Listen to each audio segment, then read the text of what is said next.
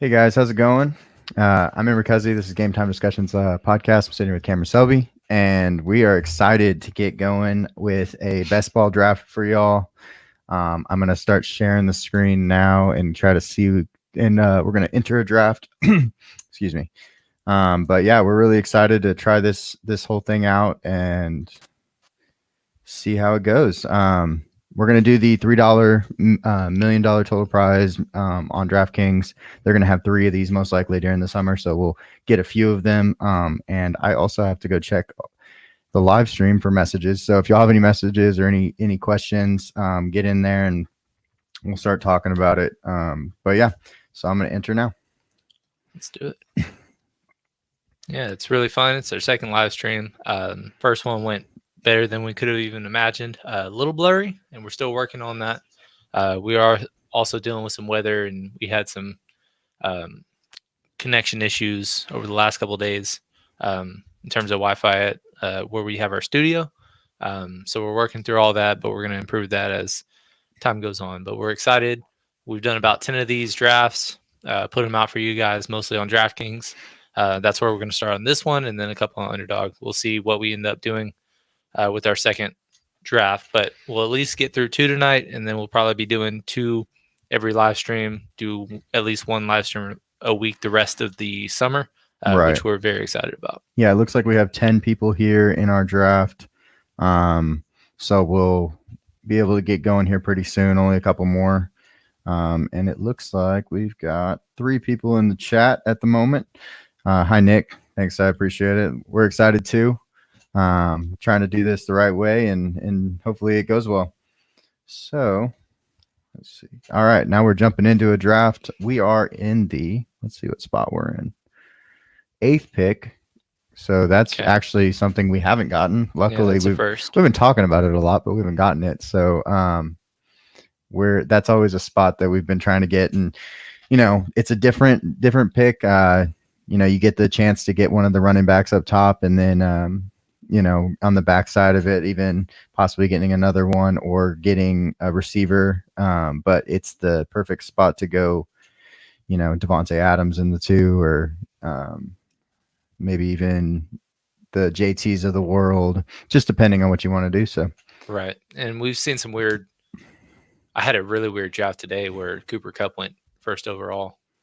So you'll occasionally see the weird drafts where it just pushes everybody down the board. This is right in the range of the Bijan and Brees Hall if we're just going generic ADP, but we'll see if a receiver falls to us, if we got to reach on somebody. But Brees and Bijan, I don't think we've really touched much so far in this, I guess, summer best ball session because we have either been very early or we've been at the very end.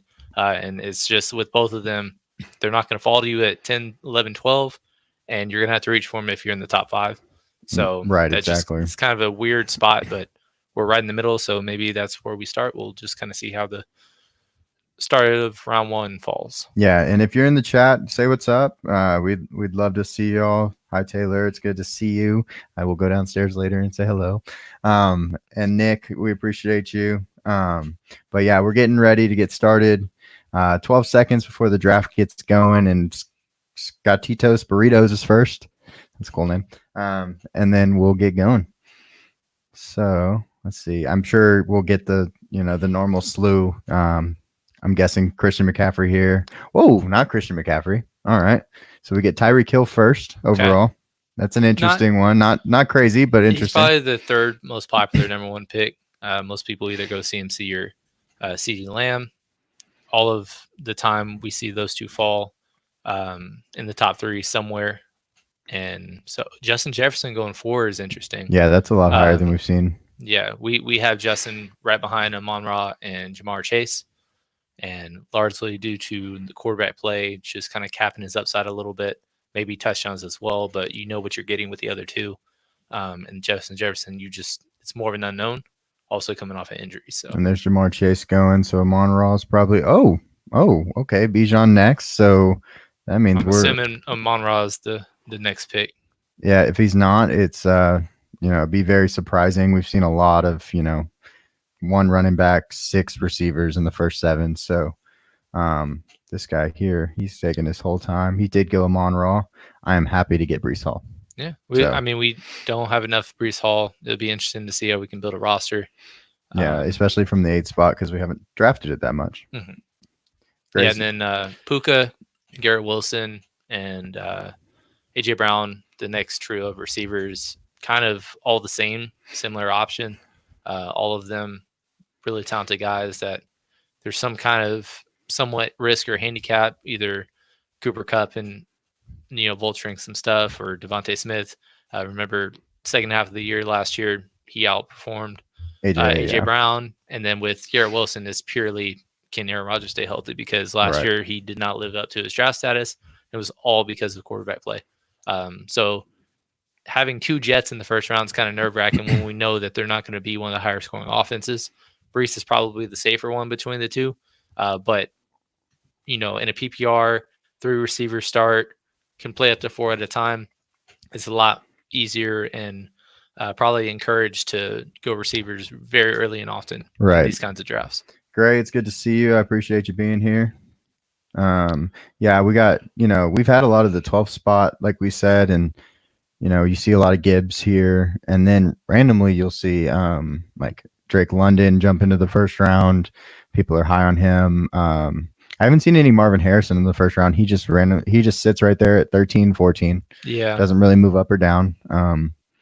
So there you go. There he is right there at 13. So not surprised by that. JT going earlier than his ADP. He's been one of our, most popular second round picks just because we think it's so safe. Yeah. I actually had him fall to me at 23 today, which is something I haven't seen pretty much all summer, him falling out of the top 20. So that was a fun thing this morning. But let's see. We're up here. Definitely have to go receiver. It's an uncomfortable range. Have no shares of Drake London. Nico, it's easy to try to do a double with Houston later down the line. What do you think you want to do? Either Devontae or Nico. I'm probably going to start Nico, though. We have 10 seconds. Let's go ahead and go with Nico. Okay. Let's try to get that double. We have a week 12 bye in our running backs and a week 14 in our wide receivers.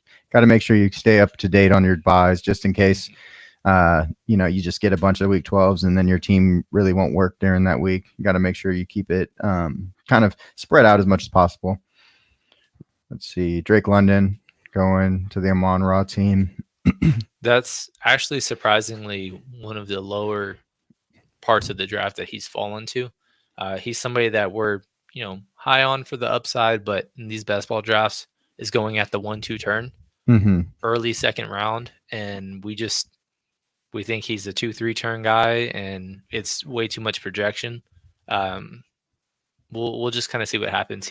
I think you can make a case for him over any of the guys, but it's not nearly as comfortable as picking a Devontae or a Nico. Right.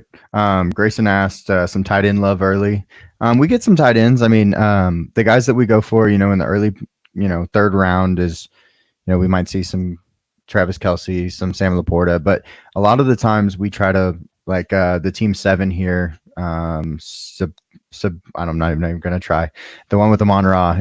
He might go with a Sam Laporta and then try to double stack with his quarterback and Jared Goff. No reason to reach on tight end. It's just there's so many good ones. We talked about it. You'll see our rankings coming out for tight ends soon. There's just so many good ones. So you got to understand that you could get some really nice ones in the 7th, 8th round. It's just kind of the value. It's who you want to target for a potential double stack, which is always fun. Like him said, Sam Laporta to the Amon Ra makes a ton of sense if he does make that. Laporta and Kelce have routinely been going the first of the bunch, and it's usually middle to late 3rd round, sometimes 4th round for those guys, and then a ton of options in the 5th start to go out the board. The George Kittles, Mark Andrews, right? Dalton Kincaid, Kyle Pitts of the world. Looks like Josh Allen goes to the 2-3 turn. That's one of the earlier spots we've seen him go. Last year he was a late 2nd round pick. Most of the time, the top quarterback or 2 are always in the 2nd round, and he's been pretty much the consensus QB1, but mostly has been at the 3-4 turn instead of early on. And it's very interesting that the Tyreek Hill Waddle double, they ended up going with Josh Allen. Right. Obviously they're going to probably need to target Tua later. Um, yeah. I thought that it was interesting. Also, this team here with Christian McCaffrey, Derrick Henry, going Mike Evans. It's just really tough when you're so early in the draft and you get Christian McCaffrey and then you get another running back. It's going to be really hard to find some value at wide receiver later on. It's just a weird situation to be in. But it looks like there's a lot less zero RBs in this draft. Only 4 possible right now. People are trying to make sure they get their RBs early, so that's good. Let's see, though. We're up in a couple picks. Let's see what we got going. There's both tight ends that Grayson liked, so it's always a possibility, especially if they fall to you. I mean, don't. If we went 2 tight ends early, maybe we could have made it. I'm sorry, 2 receivers early. We could have potentially had the flirtation, but also, we took Nico with the intention to possibly get the double with Houston. Right. Stephon Diggs fell to our lap, so first 2 off the board, couple of Texans. I know that'll make some of our friends happy being Texans fans. Start with the double, and then just kind of go from there. Yeah, we're gonna have to make sure we get CJ Stroud with this build, but we can possibly get him at the 5.8. It's a little close. It's pushing it, but you could probably make that case to wait an extra round. There go both of the tight ends. Grayson. Back to back. Steiger's here. Bailey's here. Good to see y'all. Yeah, hit that like button on the way in, guys. I see we're up to about 11. Dustin, Dustin's here. We'll start our educational videos soon, so me and Dustin will be on that. But it's good to see everybody. Got 11 people. Sorry, Dustin. There's no kickers in this format. There's not. Nope. If there was, we probably would have taken Tucker with our first pick. Right, of course. Then start. Oh yeah, we would have made sure we got Harrison Butker. Even with the controversy, he's still going to kick 3 times the amount as other players. So let's see, DJ Moore and Harrison. All right. Kickers should always be first round only picks. One quarterback off the board. Usually Stroud's the 5th or 6th quarterback, pretty much, right? Basically intertwined with Anthony Richardson. Mm-hmm. There's only 2. One off the board now. Mahomes goes. That kind of disappoints the Kelsey team at pick 9. Goff just went at pick. Okay, guys. Well, there's always a weird one. But we're up. I'm not sure what to say. That helps push one more down the block a little bit. What are you thinking? Zay Flowers is a fun one. Yeah, I agree. Tank Dell, triple stack. No, I'm just kidding. So probably Zay Flowers, Amari Cooper, 2 of the guys that speak to me. If you're going receiver at this range, George Pickens is another one. And then quarterback, whether it be, Mahomes just went, but Mahomes, Hurts, and Jackson all in this range. If you wanted looking for the Flowers stack or double with Andrews, or Kelsey, obviously with Mahomes, et cetera, and so on. And then obviously the Jalen Hurts one is probably not going to be picked because the guy who went with AJ Brown missed that opportunity because he wanted a second running back, and he's only gone 1 receiver. So that's a very, very interesting Smith build. This might be the one where you get him right here. Devontae Smith stack for Philly. He's taking longer than I expected, actually. Yeah, I just submitted the card as soon as. And he did not go there. That's why. He took longer than expected. Okay. So Jalen Hurts is hanging out. No, he's not anymore. He goes. I'm wondering because now we're on quarterbacks. We've got a few spots. So far, I don't know Jackson. If there hasn't been a stack yet with any of the quarterbacks that have gone. Anthony Richardson actually goes before Hurts, which is insane to me, especially on a Michael Pittman team. Right. If I think he went at the 311 turn, so that guy went with Mahomes. That's fine. He's our QB2. Doesn't have any options right now, but maybe he's looking for Marquise Brown or Xavier Worthy later on. Yeah, there's a lot of options later. Even Rashee Rice, if you want to go that route. We're not on that route, but you're more than welcome. And then let's see. Amari Cooper falling to the 411 would save pick 2 team. Yeah. Because they had a tough start. Going double running back is a little rough. I don't think that Derrick Henry warrants being a second rounder anymore. There's your stack. So Dalton Kincaid, perfect stack to go with. And Josh James Allen. Cook. and James Cook. So Okay. all Buffalo love for Yeah, Miami AFC and East Buffalo. love. Yeah, Yep. all AFC East.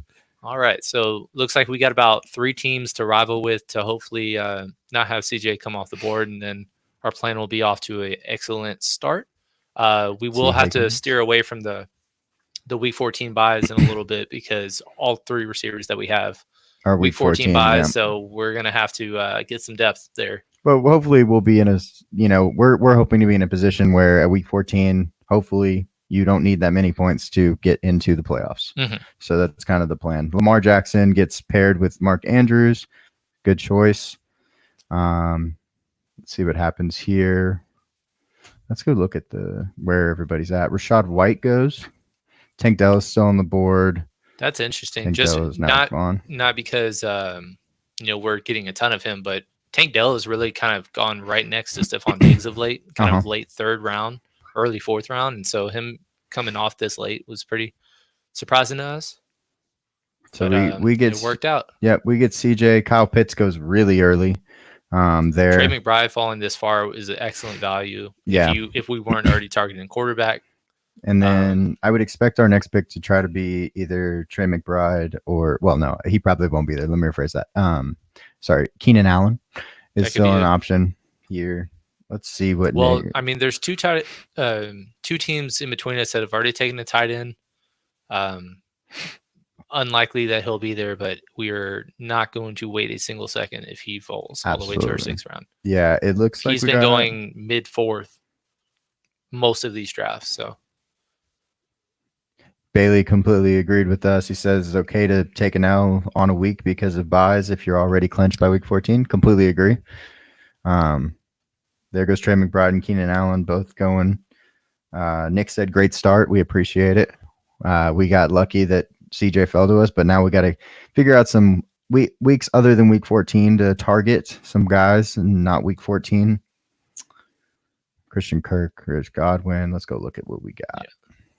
Tons of receivers off the board. Jaden Reed goes there. There's Calvin Ridley.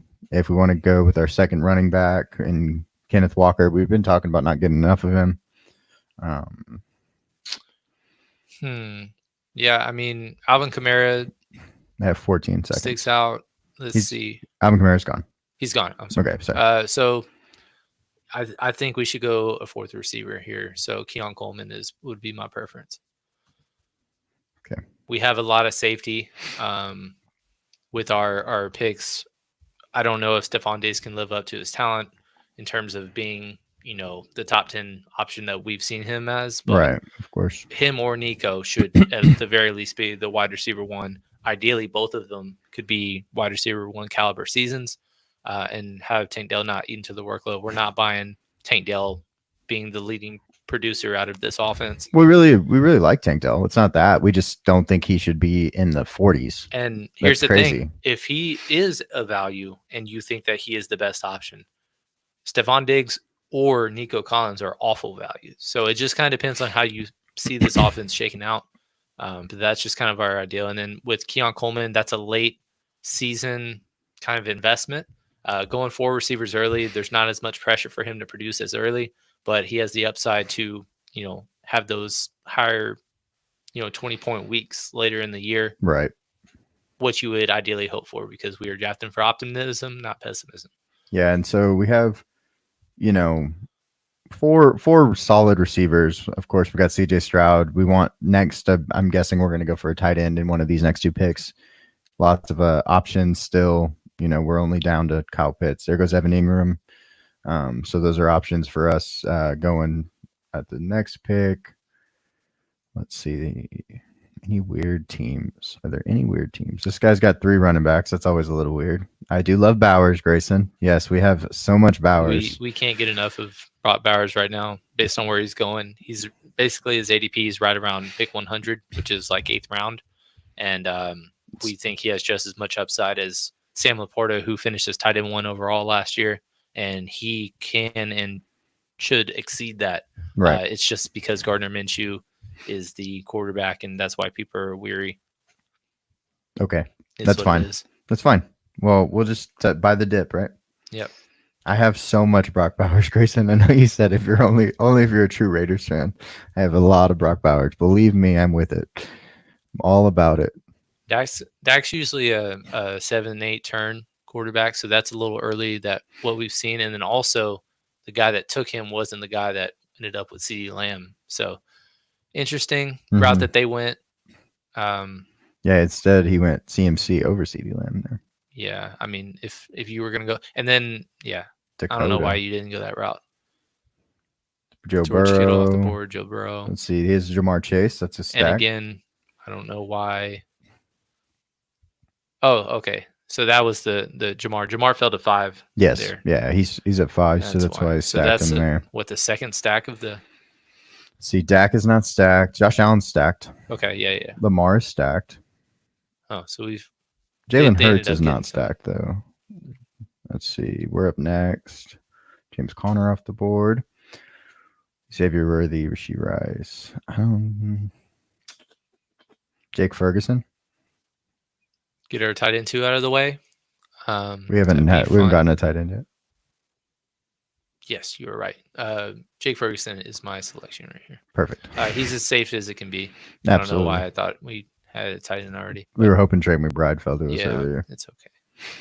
But yeah, so first tight end off the board. As safe as can be, he is the second option in that passing offense that led the league in scoring last year. If you want to talk about upside in the playoff game that they were destroyed by and were just playing from a high-note game, he had 37 points with 3 touchdowns. Incredible game, and he showed that he can have a ceiling, which is awesome to hear about. Yep. And so now it's pretty wide open actually for us on this next pick, on the next go round. I wonder. We're about to start hitting a really heavy running back range. Yeah, we're gonna have to get one too, I think. Basically, it might either be running back or tight end here. Zamir, if we wanted to just double down and go ahead with Grayson and his eyeballs and just knock out Brock Bowers here. Yeah, I'd be perfectly fine with it. And Nick just asked Zamir White, RB2. Yeah, I mean, we've gotten a lot of Zamir White. He's the volume, like, where I guess. Zamir? Did Zamir already go? Let's see. His Zamir has already gone. Okay, Nick. Yeah, it looks like running backs went kind of earlier in the 6th round. For a lot of them. Yeah, Ramondre's the next one up. Ramondre's next. Has got Najee. New England, have a couple of friends, New England fans. They have the easiest strength of schedule among running backs. The problem is they are projected with the worst overall win total. Yeah. So basically right now, do you want to double up on tight end or do you want to go ahead and get our second running back? I want to get tight end on the next one. Okay. So I think we can get it. It's 8 picks. So hopefully no one wants tight end. There's 4 teams with tight ends already. And then another guy that we've drafted a ton of in this range is JSN, Jackson Smith-Njigba. Yes. First round pick, had a rocky rookie year, but now is in an offense with a lot more 3 wide receiver sets. And it's another year older for Tyler Lockett. He should be at worst the second most targets and touches in this offense. And there's more upside from there. Yeah. And, our ADP difference is the highest of anybody in the top 100 with him. If we didn't already have 4 receivers and need a second running back, we probably would have went that direction. But just another person of note. Grayson's asking what running backs are left on the board. Here's your running back list. You got Raheem Mostert, who we're lower on, Najee Harris, Jalen Warren, Tony Pollard, Zeke, Stevenson's scary for me personally. That's fine.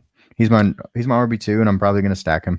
Yeah, we're probably going to need to go heavy 7-8 running backs in this draft based on what we did, especially the fact that it's another week 14 bye. Our quarterback, first 3 receivers are week 14, and then our RB2 is week 14. So we got some making up to do, and hopefully the first 13 weeks we can secure a spot.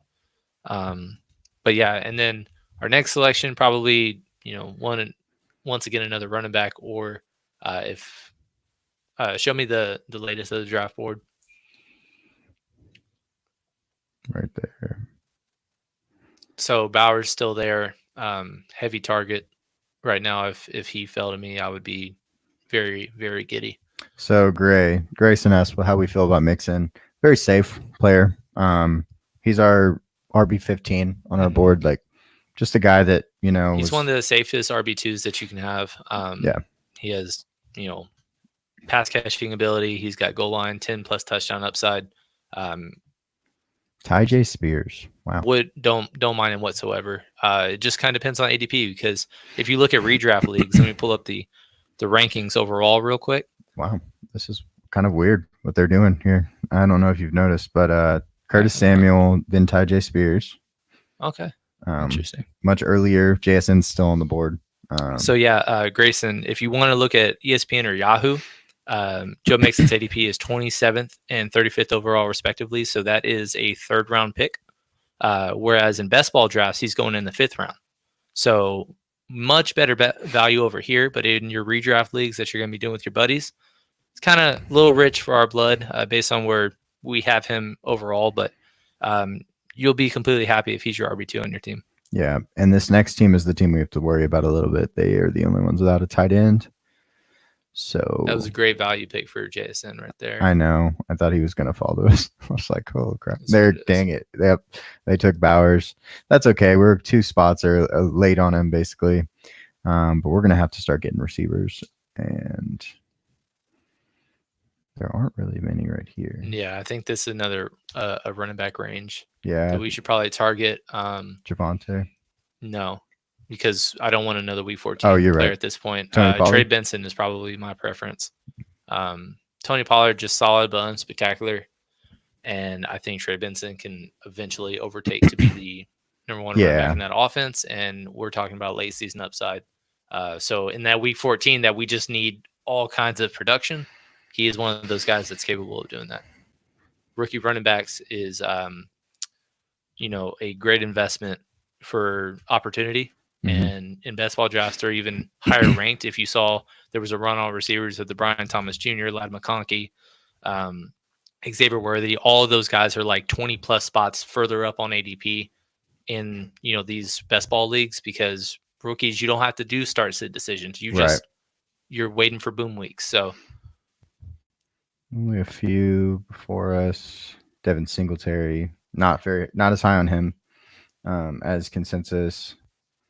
See, did this guy? I think this is the one that stacked. Okay, so Marvin Harrison is stacked with Kyler, Romeo Doubs, and Jaden Reed stack. Purdy with. And I don't believe we'll have to do it here, but an idea for our tight end 2, Dalton Schultz, finishing up a triple stack. I know it's another Week 14 bye, but you're likely not starting 2 tight ends every week. So that would be somebody that I'd be happy with as a tight end 2. Okay. Let's see. Yeah, we're gonna need to start getting some receivers going. Mm-hmm. I don't think there's any receivers really in this range that are. I know it might be a little early, but Josh Palmer comes to mind. This guy. Oh, he's gone. Just kidding. I'm glad I didn't say it out loud. Brian Robinson went right there. That's what I was talking about. Yeah, another Week 14 bye. We have gotten a ton of him. He's much lower. So, in these kinds of leagues, but Tyler Lockett, Rashid Shaheed, Josh Palmer. I would say Shaheed or Palmer are probably the more ideal plays for the upside. Yeah, I'm on the Palmer side of it for sure. And then it would be a unique buy as well. So week because 5.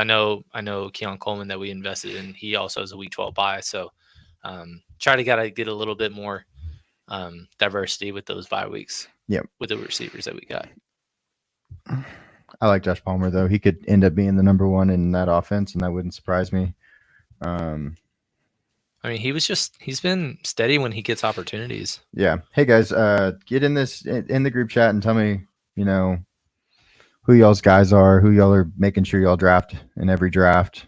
It's very important to, of course, diversify and get everything. But like me and Cam, we talk about all the time our ownership, and if you look at our ownership, like guys like Braylon Allen later in drafts, we have, I think I got 40% of him right now, and he's moved up a ton. So kind of tell us who y'all have got, who y'all are taking earlier than ADP. Yeah, every run or draft ranking that we're going to be doing, that we come out with, we're almost done shooting, each way too early position ranking video. Every time we're going to ask, what is your biggest stand? What is your biggest fade? It's not always going to be the same thing. A lot of times it's apples to oranges, but usually we kind of have similar thoughts with most of the buddies that we nerd out on sports with. So we want to hear who you're taking stands on. Obviously, we've been doing Brandon. Brandon is a big Mostert fan. Mostert. Yeah. Alrighty. Taking a stand, huh, Brandon? Don't worry. I'll make you pay for him. Well, the thing is with his ADP, it's not as risky. Yeah, for sure. As what it is. I mean, right now in these drafts, he's going RB24. That's like a 5th, 6th round pick in redraft leagues. Yeah. So if you want to invest in that as your RB2, I'm more than willing to. But I've said before, I think he is the Jamal Williams of this year, where Jamal Williams led the league in touchdowns, went to New Orleans, and did not score until the final possession of the season. Right. Raheem Mostert, 21 touchdowns last year, amazing, but he's 32 years old, and he didn't even have that amount of touchdowns in his first 7 years. So right, he's got a ton of competition, but he will have those boom weeks on occasion. You just got to be starting him in those right spots. So Noble Steeg said always going to ride with CD. It's just hard to get him. Yeah. In these drafts, you got to be one of the first 2 picks to make sure you get him. I've been taking him over CMC when I've gotten the first pick in these drafts, but those are far and few in between. So, and if we're talking, our big fantasy league that we do with our buddies, we do auction drafts. I guarantee you he's going to be the highest or second highest and most expensive player. That's probably going to go for over $70. So yeah, absolutely. You're going to have to wait a little bit if you invest in him early on. Yeah, we're coming up here. We're about to have to go check out the draft board. 3 running backs, but got the Breece Hall, so we have our hero. Looking at the board, didn't really get. I like Jacoby Meyer. I like Zeke. 2 picks. Zeke was the biggest thing that stood out to me. Yeah, with what we need. 3 to do, and he's a week 7 bye. So Bailey, I agree with you. Lower on JJ without Kirk than most. We saw him early in the draft. He went before Chase and Amon-Ra. We actually have him, right in that tier, but he's kind of separated in our overall rankings. We actually put Bijan and Breece in between them. It's a little bit less ceiling this year with him. So definitely on board with you there. Let's see where we're going on this pick. So I put Zeke and Jacoby over there. We got 15 seconds. Who would you rather go with here? Let's go with Zeke. Zeke works for me. I have a ton of Zeke, so I'm okay with that all day long. You got 10 plus touchdown upside in what was last year the highest scoring offense in football. I don't see Rico Dowdle stealing goal line touches from him. And then Steiger, Noble Steeg says Deshaun Watson boomer bust this year. Well, yes and no. His ADP is just not there. So basically, there's no bust. Yeah, if you draft him in the 15th round right now, he might be going undrafted in regular redraft leagues. In these kinds of drafts, he's going to be in the 15th round. More than content with him as a quarterback 2. If you really, really went high either with Njoku, Amari Cooper, even Jerry Jeudy, who has been a bust. He was traded over to Cleveland. I mean, he's still wide receiver 56, so it's very little risk. More than fine with it. And then also Cleveland, best strength of schedule among wide receivers this year. So it's favorable in that regard, and they should be trailing more because they do have the toughest schedule in football this season. Yeah, absolutely. We're up next. Let's see. So can I now draft Jacoby Meyer? Yeah. Since he's still here. We can do that, or if you want to get our this is our last chance to do a 2 tight end build, which is fine if you don't want to go that route. But I don't really think Freiermuth is my favorite. That's fine this year. Yeah, we'll go ahead and go with Jacoby Myers. I think he's our wide receiver 6, so very low risk at that regard. He had a very strong stretch last year. What pick or what? He was 10, right? So we've got. Let's look at these. We got 1, 2, 3 receivers not with a week 14 bye. So that's good. At least we made it to that point. Yeah, we're working on it. Slowly but surely. Fair enough. How about Chubb bouncing back strong? I wish, man. I really do. I'm a big Nick Chubb fan, but it's not looking good. Let's just say that they are not positive at all about his situation. So that stinks. Yeah, it's in these drafts, it's interesting that Underdog and DraftKings are very, very different in terms of ADP because Jerome Ford has actually jumped Nick Chubb on Underdog and separated by a full round, Right. to where you can stack if you wanted to. But I think that there's real doubt that he's ready to start the year, and then when he comes back, I feel like he's more of the Kareem Hunt role than he is just being back to the 20 touches a game.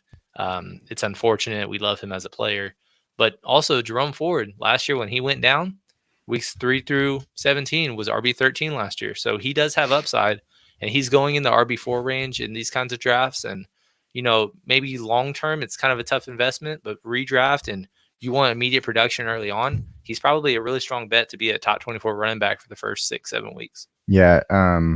Bailey said that Amon Ra is his dog. If you want to go Amon Ra this year, you have 14 games in a dome, which makes him very Fantastic. Yeah, like he's going 5th, 6th overall. And you get him, inside the dome for 14 of the 17 games that he's going to be playing during your fantasy season. It's just, one of those things that you can't really miss out on, or you can't be wrong on, basically. He's going to be the number one target for a really high scoring offense. Like that's just going to be what it is. So.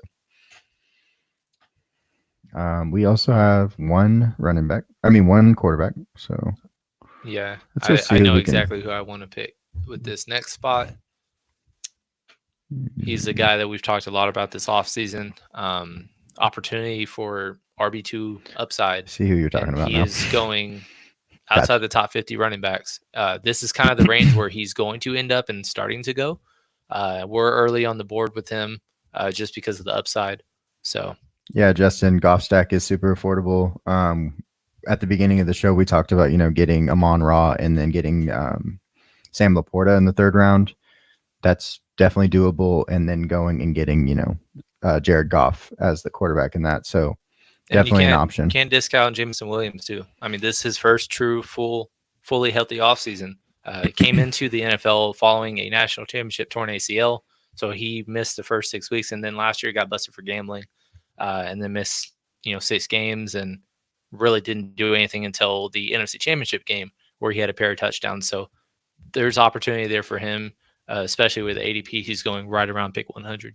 And this next pick, guys that I like, of course, we just talked about, a much later pick, but Marshawn Lloyd is an option. We still have, we're on the end where there's only 8 picks between us. What do you think? I say we go ahead and draft Kamani Vidal. Okay. Gotta go get him. That's fine. It's going to seem like a reach, but I promise you it is not a reach, guys. We're getting early on the fact that he's going to jump into the top 130. Gus Edwards may be ready by camp, and so that's going to scare people off. And then J.K. Dobbins could be in the Rashad Penny situation from last year where injured running back that signs with a good team and then all of a sudden, gets cut and, healthy scratches and stuff. Yeah. So Austin Eckler came out in an interview earlier this week and said he left LAC because they want somebody to get 300 touches a year. Well, Kamani Vidal is used to a workload. He had 300 touches in college. 300 touches last year, 1,600 plus rushing yards at Troy. One of the nation leaders in terms of overall all-purpose yards. And, they got him late in the, I believe, 6th round. Mm-hmm. And so it could be a slow burn, but eventually the Chargers want to lead the league in rushing attempts. Yeah. And, if Gus Edwards has never been in that role, like there's no reason why Kamani Vidal can't even flirt to potentially just do it all. So we're up again. We could probably need to go receiver here. No, I disagree. I think we're missing a backup tight end, backup quarterback. Well, what do you want to do? Kate Otten is the best available. I'm not probably going to have to go a 3 tight Kate end build and a 3 quarterback build. See, we're gonna have to go probably 7 receivers. Let's see, how many do we have right now? We got 6 already, so we can wait till 1 because there's Jalen Tolberts of the world, Jalen Hyatts of the world that are going consistently 18th, 19th round that are guys that could be on the field 90% of the time. So don't mind those late round flyers. Are also Rondell Moore, former second round pick in a high octane offense that could be a KJ Osborne-esque contributor. Yeah. And he's going in round 20. Dustin, the expectations we have for Kyle Pitts are much higher than they were last year. He's in our top 8 tight ends. So it's new coach, new opportunities. He will be the wide receiver too. He'll be the second most targets on the team. I don't see Darnell Mooney or Rondale Moore really jumping him for that. So you should expect 1,000 yards. Like, I think that's reasonable. And there's not many tight ends that you can say have that upside. Just the problem is that he's just dealt with such bad quarterback play, leading the all tight ends in air yards in his first 3 seasons by a mile, and just having 5 touchdowns to his name through 3 seasons. So, it's been a frustrating ride for him, but he has a guy that Kirk Cousins, when TJ Hawkinson was traded to the Vikings, was tight end 1 overall between the time when he first played with the Vikings and to where Kirk Cousins got hurt last year. So doesn't mind highly targeted volume tight end.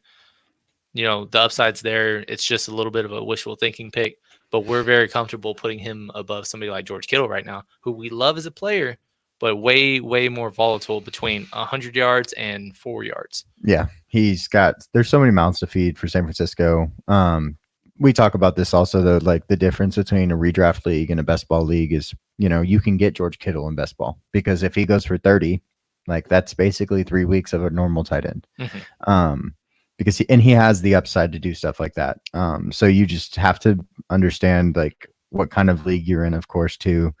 Half PPR leagues do not lend themselves well to tight ends. That's just is what it is, because tight ends normally don't have a ton of receptions. Like it just is what it is. They get 4 for 40 and a touchdown. So underdog versus DraftKings, very different ranking systems. So lots of running backs going 4 in a row there. Mm-hmm. 5. Yeah, I had a feeling that was going to start, so that's why I wanted to jump on Kamani a couple of picks ago, and knowing that we had to go quarterback, tight end for a few picks over the next couple of rounds. Because all of these guys that just went may have a higher ADP, but we are much higher on him than anybody else. He's our RB41 right now. Nobody else has him in the top 50, and it's because we're taking a stand, and we are thinking that he will eventually overtake Gus Edwards. Right. And they're really easy to handcuff together with one another. So we're up here, quarterback wise, not a lot to mess with here. So it's kind of dry down here at the bottom. They've been pushed up. I'm not against going Derek Carr. So I'm just getting some points. Yeah, it's 10 tough. seconds though. It's not pretty, but it's gonna have to happen. But we're gonna have to do it, and eventually we're gonna have to do 3 quarterbacks anyways. Mm-hmm. Almost had the suggestion of Daniel Jones. That makes me want to throw up saying that, but I mean it's really easy to stack him. Yeah, down with here. His options, because there is his starting tight ends going undrafted pretty much. Obviously Malik Neighbors is going really, really high in the first 3-4 rounds, depending on the site you're on, and after that, Jalen Hyatt is round 19. Wan'Dale Robinson's like round 16. So really easy to get to. They're going to be a bad team, but he has rushing upside, and if he has any kind of job, consistent job, he should be, flirting with a mid QB2 throughout the year. Yeah. Let's see. Let's get back to it. Bryce Young was an option, but not sure. He went 1 pick before us, but still, it's like that's who I was targeting until he ended up getting picked, and he got stacked with Xavier Legette, which is awesome. Carolina, easiest strength of schedule for quarterbacks this year. As much as he had one of the worst statistical rookie seasons in history, sometimes you just got to follow the good matchups, and you have to invest next to nothing in him. And all of his receivers are cheap. Deontay Johnson is the highest skill player going, and he's going like 85th overall, receiver 42, and it's just really easy to get to him, Xavier Legette, and then even Adam Thielen if you want to go that route. So Gray, Neighbors has been looking okay in camp. He's had a lot of one-handed catches that have driven him up draft boards, and that's one reason you just can't can't get him right now because he's going 25th or something. He's in the 25 to 28 range. It's just I don't like picking players on bad teams. Like I know that targets are coming and stuff like that, but it's like, can how many points do you think they'll put up? And is he going to be the only guy that's scoring touchdowns? Because if he doesn't have the touchdowns, it's a little hard to justify him being that high. I do like Troy Franklin here. He's got a 14 bye, of course. I mean, yeah, we just can't Never go mind. receiver Never for a mind. while. I mean, I based know. on the roster that we have, Khalil Herbert. we've gotten some of Khalil. There's rumors of a potential being moved on from because he doesn't play special teams. They just signed DeAndre Swift. Obviously, Roshan Johnson was a third rounder the year before. But also, if he did go get traded to somewhere like the Chargers or the Cowboys, he immediately vaults into top 24 running back discussion. So he's kind of like a situational based if he did move on. Um, I mean, I want to pick him right now, but I don't feel like we should. Where do you want to go? I want to go quarterback, tight end. I mean, the depth at those positions suck, but So I mean, Daniel Jones or Justin Fields? Justin Fields is fine. I think so because of the upside. Mm-hmm. It stinks, man. Yeah, it's okay. So now we not have too happy about that build. Based on that, just because we didn't get to correlate either quarterback with somebody. That's okay though. Tight end depth is weak as well. We're gonna have to draft a third tight end. So I think we can truly. I think the tight ends are okay-ish, but yeah, I think we have to go with a third one. I don't know who is sitting there. Jatavian Sanders is a guy. Mike Gesicki is another name that comes to mind at the very end. At this point, next couple of picks, I think we can go receiver, running back, whether it be Roshan. Audric Estime is a name that we talked about a lot this season. Dameon Pierce to add another piece for Houston if we wanted to do that as well. Makes sense. Braylon Allen. And then, yeah.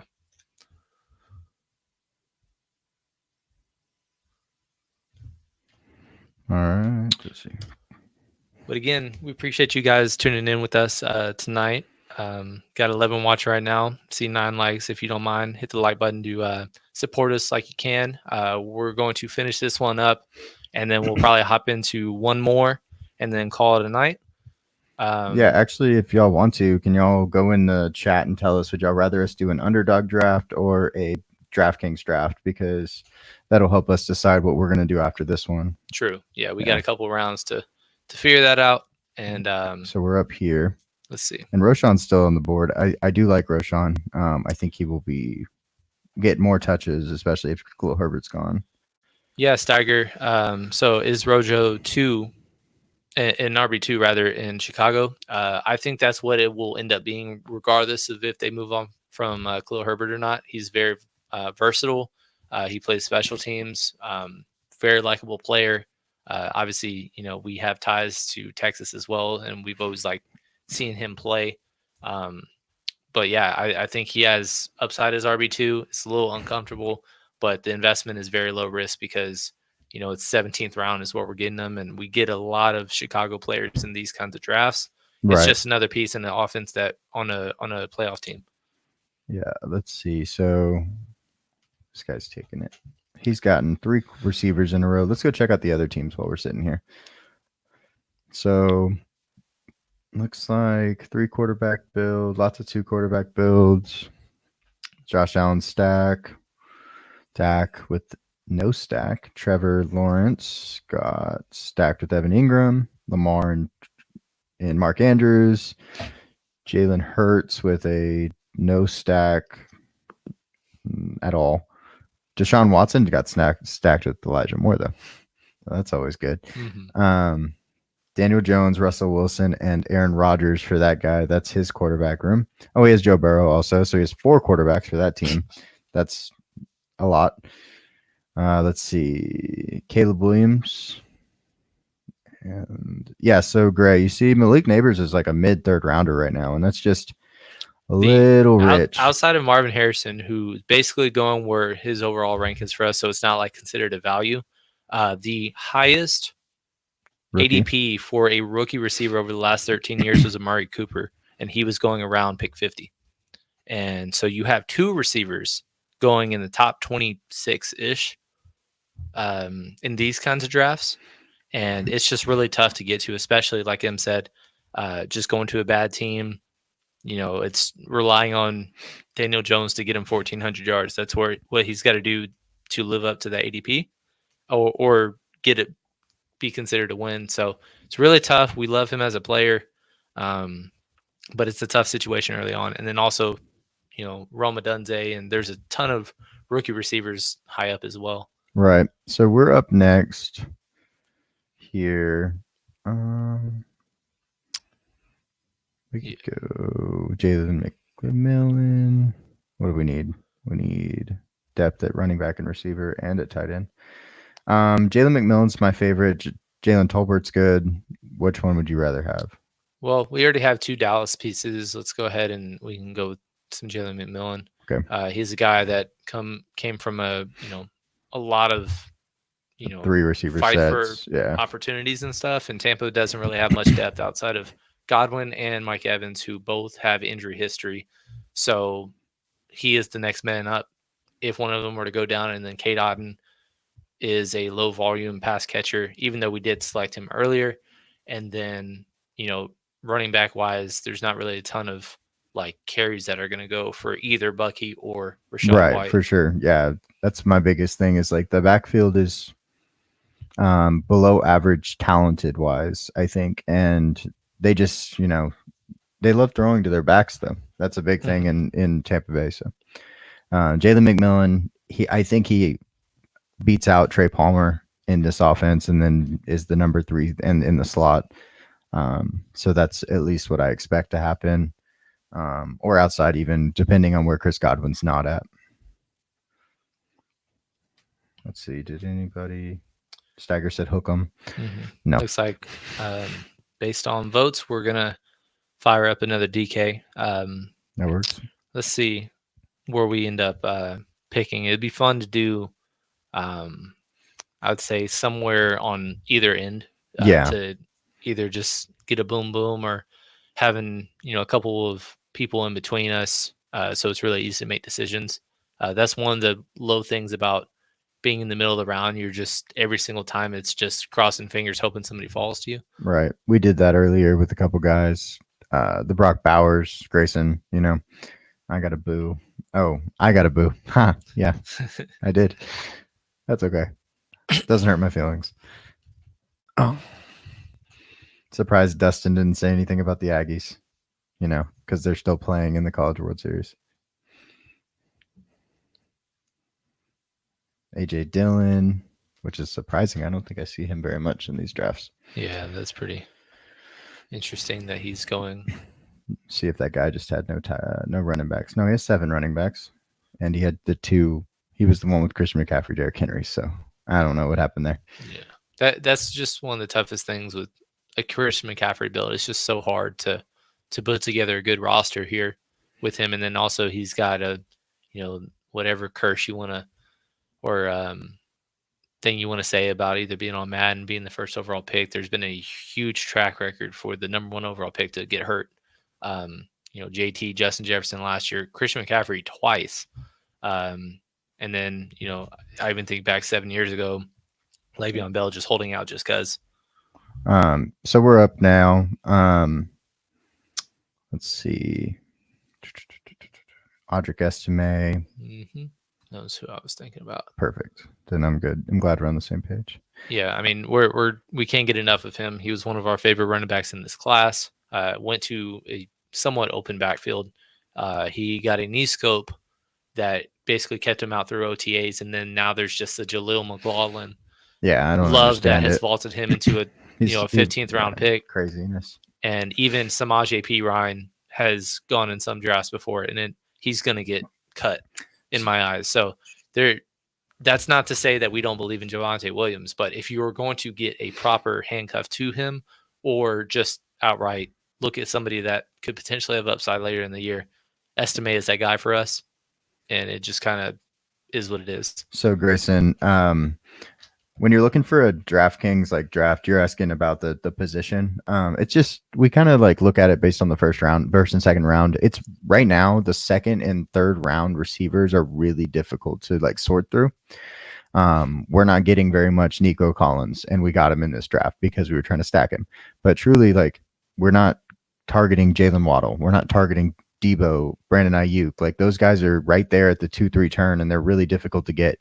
So getting a receiver early or getting a receiver at the end of the first round kind of gives you a little bit of room, a little bit of wiggle room to get a running back and not have to go with one of those harder receivers to deal with. And then also, Grayson, we appreciate you, viewing and trying this out for the first time because, this is a fun way to, prep for your friend leagues and all that good stuff. The difference also in this type of league, there is no start sit decisions. We're drafting a team and it auto imports the highest scoring players in our starting spots every single week. We draft and just wait and see how this team does. There is no moves to make. And then in terms of, reasoning why receivers are so vaulted up, it's mainly because, waiver wire is not a thing. And a lot of times the waiver wire is kind of built for running back injuries. These late round guys that all of a sudden, oh, he's starting now, so he's going to get 20 touches. There's usually not the receivers that, come out of nowhere, all of a sudden is getting 10 targets. Pretty much everybody that's going to be high volume is where they're at. So that's why the ADP is a little different and why we kind of end up usually targeting receivers pretty early. There's really not much to look for here. Is there a guy that you like getting that's way past ADP? I'm assuming Rondale Moore is gone. Yeah, Jalen Hyatt. Basically everybody's gone. I put Juwan Jennings because I think he's the best option, and there's really not anybody left. So it's kind of where I'm going to go. Kind of rough. Yeah, I wasn't going to target one of these weird tight ends down here. We're going to just leave the tight end room as is, and we'll go check out the draft board. So that's our team.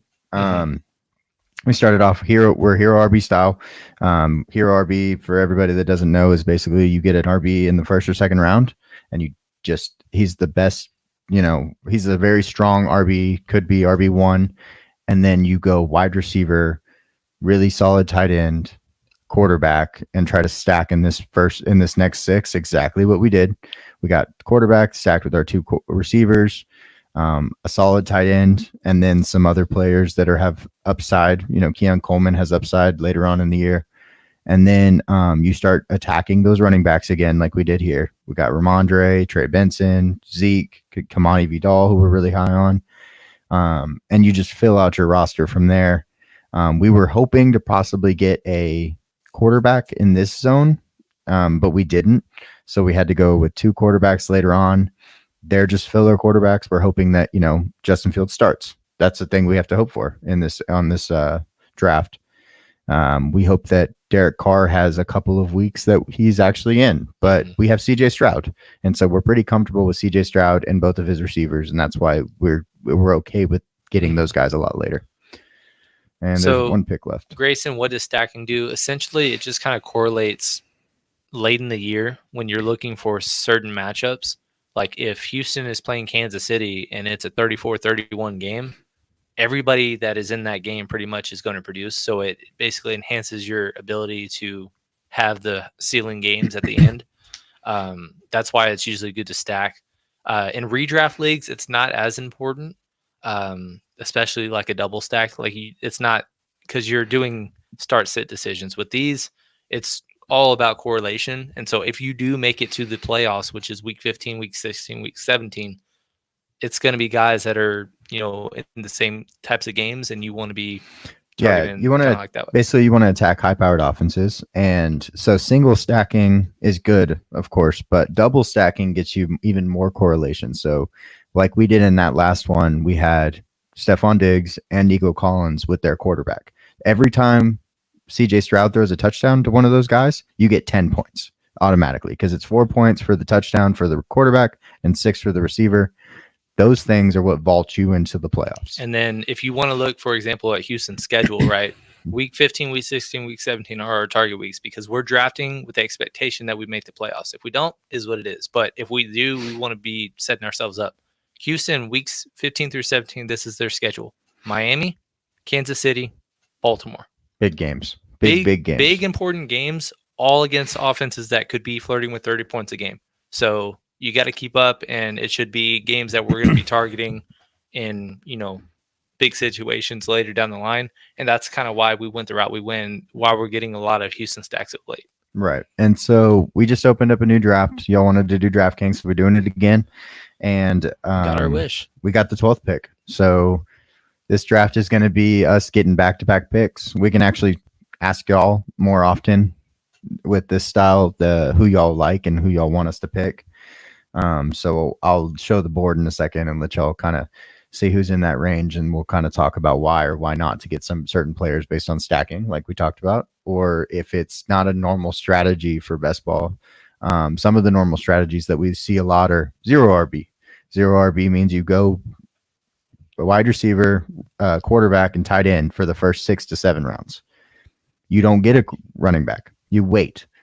And then there's a thing called hero RB or anchor RB, where you go one running back in the first or second, like we did in the last draft, and then you go all the other positions until round 7. We've done all the different. We've even done robust RB. That was something that we had wanted to do, but it has to really work out. You have to do it correctly. So we did that on an underdog draft that just came out. If y'all want to go watch that, that one's fun too. Steiger is right. There are no dumb questions. I understand this is a different kind of style or strategy that's new to a lot of people, or don't do it as often as we do, and that's completely fine. All it is prep to me for your big leagues. Mm-hmm. We're going to be doing this a lot to hopefully be the first place millionaire maker. That would be the goal, and then we could share with everybody and dance around on the table and all that fun stuff. Yeah, I'd have a really cool studio. But at the end of the day, like if you do ESPN or Yahoo mock drafts right now, they're basically worthless because most people those ADPs are set up essentially where people pick a couple picks and then they leave the draft, and then robots or the computer drafts for them, and then they're just going to draft the top player in terms of where they are in the rankings, and it's a very volatile ADP because you just don't truly know. People invest money into the DraftKings and underdogs draft. So you're rarely going to see somebody that drafts in the first round and then leaves. Right. And then it's just a robot drafting the rest of the way because they spent money to do these drafts. And that's why it's such a sharper ADP. And so when you see Joe Mixon, like I said earlier, he's going in the second, third round on ESPN and Yahoo, but he's in the 5th round on these drafts. He's probably going to be somewhere in the middle when it's all said and done. But it's easier to kind of know when it's like, oh, I probably shouldn't be targeting him with my 3rd pick if I'm, playing with my buddies, because there's probably somebody else that I can be getting later on, or I can get him later in the draft. Or there's a tight end that's like, why is he going in the 8th round here and he's going in the 5th round in these drafts? Like, that doesn't make any sense either. All right, guys. So like I said, we're the 12th pick. So if you look at the ADPs up there, you can kind of see them. They're this left column here. There's the guys that we're going to be able to have a chance at, 12, 13, 14, maybe an 11, hopefully 11. That'd be pretty cool. So which guys do y'all like the most? Who do y'all think we should get? We have ownerships and we have leans on these guys, of course, but of course, it's a full open board and lots of opportunity. Especially all the players up here are really good at football. So typically what I see in these drafts are essentially people who are going at the 12th pick. Is hero RB with Jahmyr Gibbs or Breece Hall or whoever fell to you 12, and then a receiver or double receiver. That's what I'm assuming will be landing with us. You don't see the AJ Browns and Pukas of the world falling to that turn. Yeah, we did just see two reaches back to back. That's funny. Well, Derrick Henry goes at number 11. Never I will not support that decision whatsoever. Let's let's go Garrett Wilson.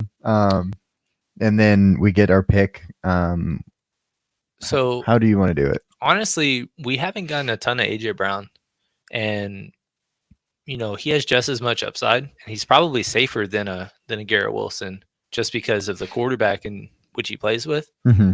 You want to go back to back receiver then? I'm fine with doing that. It's 2 different buys, and also we almost had the opportunity to stack Hurts with our previous draft, and we just didn't have any Philly players. This is the perfect range that with our 3rd, 4th turn, if we wanted to go Jalen Hurts, we could. It's crazy. JT went number 7, and then Derrick Henry went 11. This is going to be a very fun draft. Everybody get ready. And what's fun is the team that did the silly Henry pick, which Jonathan Taylor, we have him right in the tier with Brees Hall, Jahmyr Gibbs, and Bijan, but he's still a second round pick. Don't reach on guys just because you have a preference. Like that same team could have possibly gotten Jonathan Taylor with that second round pick. Derrick Henry, there's no rhyme or reason why that should be a thing. But the fun thing is that is the team right next to us, and they just went double running back, so they're going to be doing the opposite of what we do. We might get 2 double running backs because don't forget Jahmyr Gibbs is still on the board. Yeah, like why do you go? Okay, it's fine. There he is. Okay, so that team just got Brees Hall, Jahmyr Gibbs. So that's a really fun way to start so a robust. That is so different. You're not going to see many teams going Brees Hall and Jahmyr Gibbs. Like I said, Brees Hall, I haven't seen him that often fall past 9. No, he fell to 10, and then Jahmyr Gibbs, I rarely see falling past 13 or the 1-2 turn, and he fell 2 spots. So if you're going to go robust RB, that is the ideal way to do it. 2 different buys, 2 high volume guys that have as much boom. You don't do it the way that pick 11 did, where Derrick Henry has no upside as the PPR back, and then Saquon, who is very talented, but he doesn't have 20 touchdown upside. Jahmyr Gibbs is ranked higher than Saquon and Derrick Henry, obviously, in our rankings. Jahmyr Gibbs has Brees Hall and JT. I think it's fun. Marvin Harrison just goes with the Bijan team. So late. That is one of the later. I'm really hoping that he starts falling more consistently there because I haven't gotten enough of as I'd like. Like I said, he's right around where our rankings are. He's like the 13th or 14th player off the board. He's 14th in our rankings, so he's right there. And so we just don't get enough of him because we're not like, oh, he just keeps falling to us. What do we do? So we kind of, when we get the 11th or 12th pick, we kind of divvy up our ownership between the Wilson, the Gibbs, the Brown, the Jonathan Taylors of the world. So we're just trying not to get too crazy with that, but getting to the later part of the second round is a really fun place. And then you could, on the other turn, double stack him with Trey McBride and then wait all the way till the 7th round for Kyler Murray. So that's a really fun way to build a team also. This is a really odd draft, though, because, you look at it, Travis Kelce goes early, Cooper Kupp goes early, Lamar Jackson just went. Josh Allen goes early at 25. Kyron Williams is up there at 20? See, that's where he should be. But he hasn't been going. Achan is still on the board. Let's go look at the board because I think there's some people that are still here that are So Achan, this is the 28th pick. I've never seen him fall this far.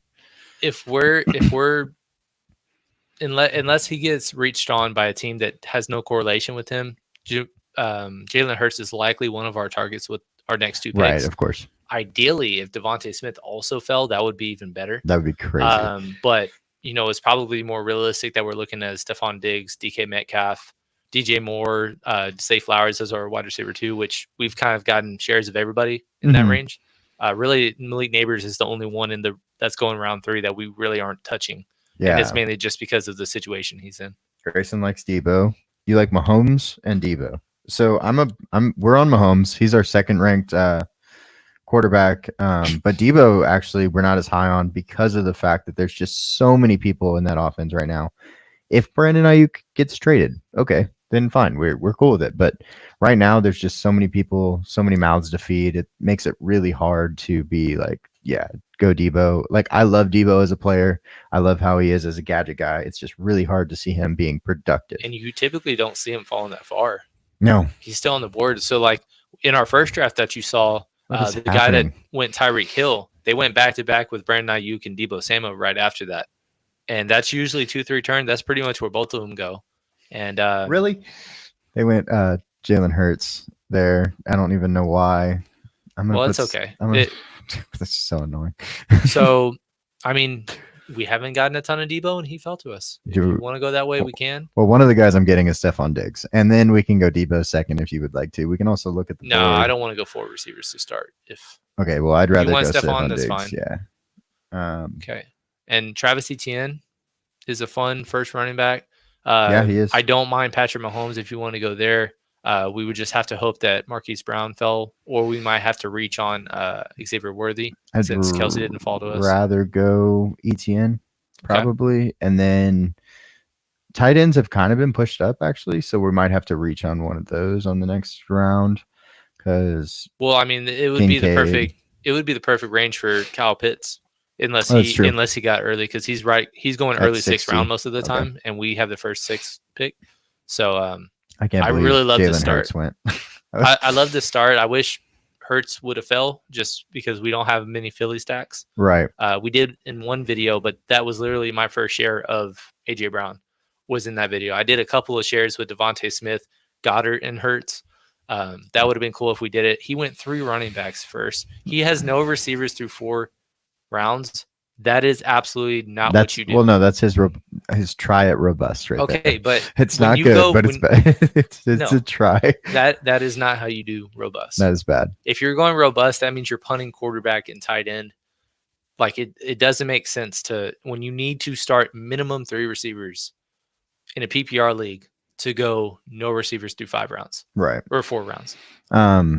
So with our team, we actually are getting value at every single spot except for Travis Etienne. Everybody has been value so far. Brandon asked, how do we feel about Metcalf? We like Metcalf. Again, kind of similar to what we said about JSN being our favorite value wide receiver 4, so to speak, in these drafts. They're going to more 3 receiver sets, and it's more age on Tyler Lockett. And if you don't believe in JSN, then that just equally means DK goes off. Right. The problem is, I don't know if I can confidently say Geno is going to be the quarterback the entire season. However, Sam Howell is the backup, and we just saw Sam Howell through first 8 weeks last year lead the league in passing yards. Very good at football. If he's in an offense they're going to be trailing, he can put up numbers, and in fantasy, that's all we care about. We have a fair share of DK. But it's just because of the ability to stack. We like stacking quarterbacks early. It's just hard to get to. But Geno, very affordable. He's like a 16th round pick. Yeah. But I would always recommend, if you're going that route, to also get Sam Howell, who's going undrafted. And then instead of having a 3 quarterback build, you just have Seattle quarterback as your QB2. Right. And then Grayson said you could stack Trevor Lawrence late. Yeah. So let me see. Oh, you're talking. Okay. So you're talking about actually with the running back. So normally you want to get when you stack quarterbacks, you want to get 2 of their top 3 pass catchers on average is kind of what you're going for with your first stack. Travis Etienne might get 4 to 5 targets a game this year, but I don't see him being one of the top 3. But one thing we could do is if we went Evan Ingram and then stacked him, I'd be comfortable. Yeah, I mean, there's some running backs that are exceptions because when they Christian get a high McCaffrey. volume amount of targets. I mean, Travis Etienne last year was number 7 in the NFL in targets. Okay. 53 receptions. He was always a PPR king. Yeah. In college as well. I mean, and also has a rapport with Trevor Lawrence. So we just don't think that he will lead his team in targets, but it's a perfectly viable double. But I would recommend getting another guy as well, not just have only Trevor and then Travis. Right, for sure. Yeah, getting a guy like Evan Ingram, getting Brian Thomas, getting Christian Kirk, any of those guys. Gabe Davis is falling because he has a Q tag on his name, but don't be scared of Q tags. It's June. Mm-hmm. Those things go away by the time football there's season really starts. only 3 to maybe 4 guys so far that we think or know will be on the pup. Which means that missing minimum 4 games, which that's TJ Hawkinson, Nick Chubb, Tucker Kraft, which is fantasy irrelevant, but that just helps Luke Musgrave a little bit, right? For Green Bay lovers. And then I don't even know if there's a 4th one, honestly. Basically, every Q tag just makes people scared, but they're usually take it with a grain of salt, right? And DK actually fell to the 5th round, which Brandon brought up. DK, that's a really solid build. I really love that 5th team going Bijan, Marvin Harrison Jr., Kincaid, Pickens, DK. That's a really strong build. There goes Evan Ingram. And then also all 3 of those quarterbacks still on the board and really easy to get to. I think I would have, even though we have higher investment in Dalton Kincaid, I would have preferred to go with Trey McBride there. Mm-hmm. Then you could have got the double. And I know he went whole round Mahomes late, but is still on the board.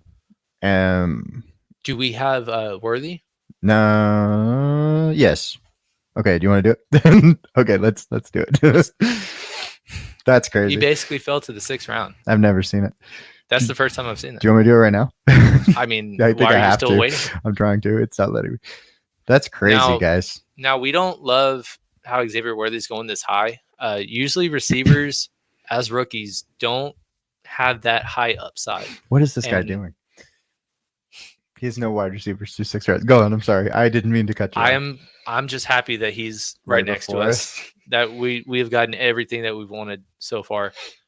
Yes, Grayson. I would have loved to get Pitts, but you kind of have to stack. Listen, when Mahomes. when Patrick Mahomes falls to the 6th round, You and I take know him. we picked him at the 5-2, but you've got to take him if he is higher on your board. He went what? Too QB far. 6. That's crazy. So Gray, you said Mahomes Pitts. I would agree, except for the chances of us getting Xavier Worthy on the next turn would have been really poor. Yeah, and we had to reach a little bit, and Yeah. then Rashee Rice. There's a suspension Mhm. lifting there, and whether or not he does get suspended, he's going like the 80th pick. So that's wide receiver 3, wide receiver 4 range. So that's not worth it to us. Like you look at like Alvin Kamara last year, he was on suspension watch, and we didn't know if it would be 6 games, 4 games, 3 games. It ended up being 3, but he was like 110 as his ADP. Right. And that's RB1 overall type of upside.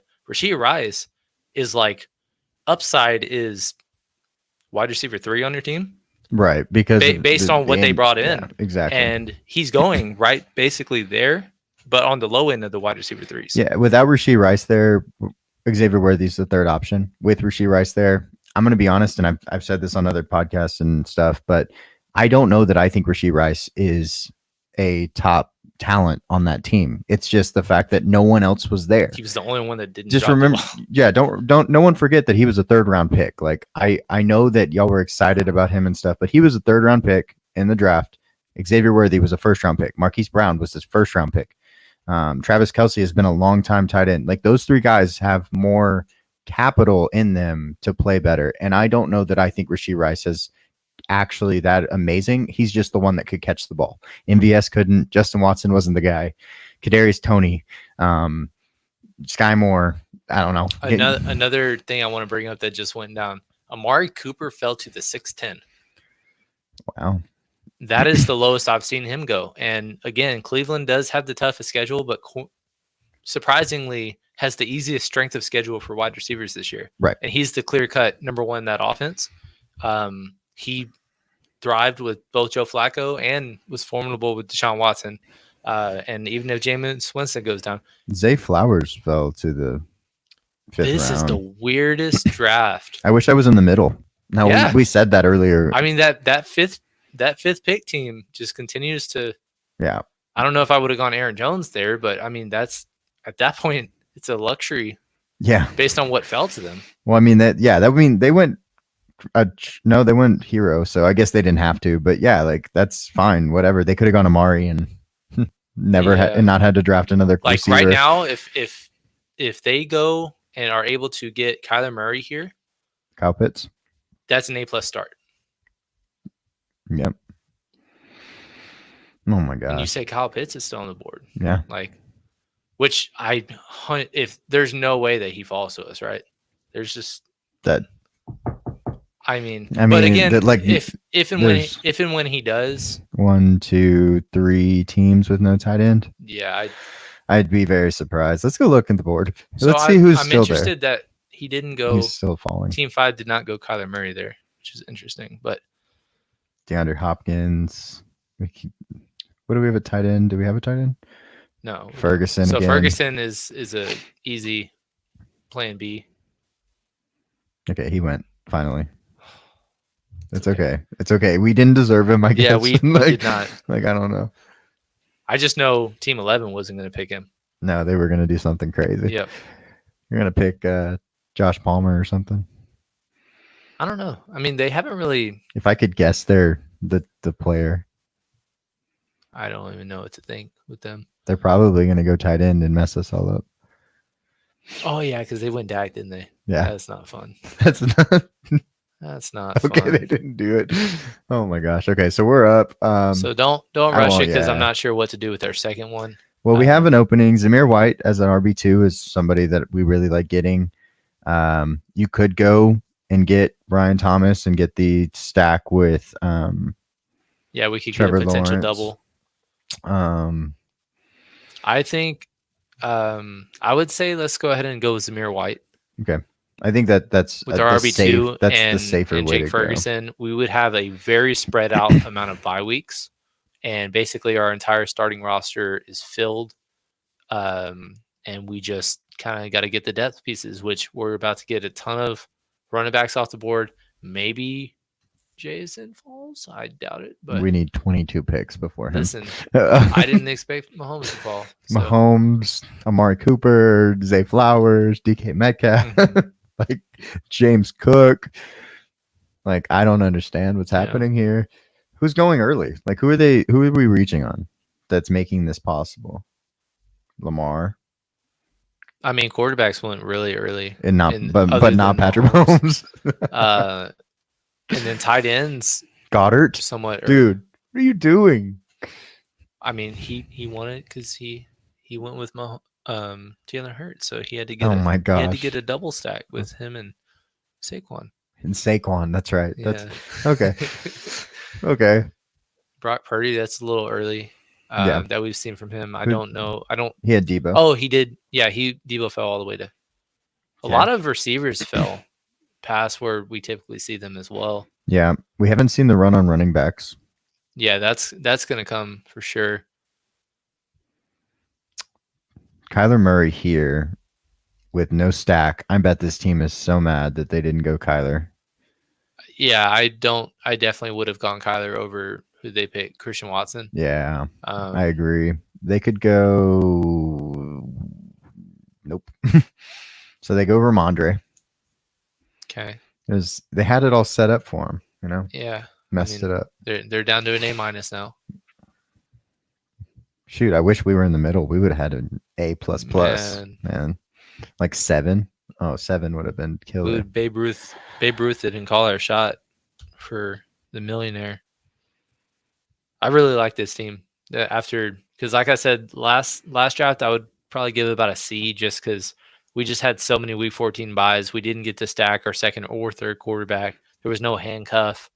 Other than the double, there wasn't a ton to love about the team. But then this team, this is fun. It's fun, man. It's a fun team.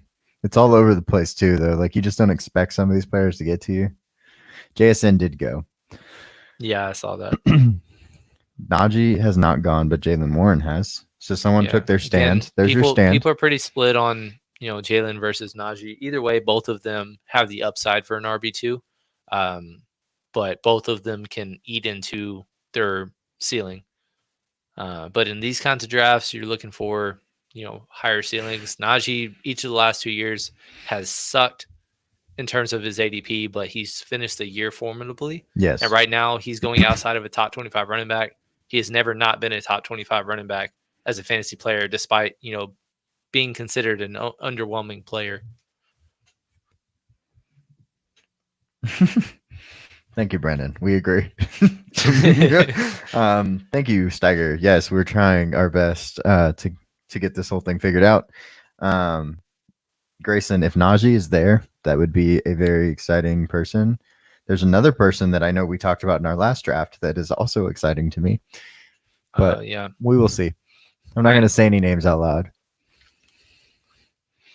Yeah, sounds like Mock Mowers, but it's a little different. A little bit. I was going to change the first letters, flip them. And I was like, never mind. Yeah, that wouldn't work either. Can do that. I'm going to try, buddy. I will. Believe me.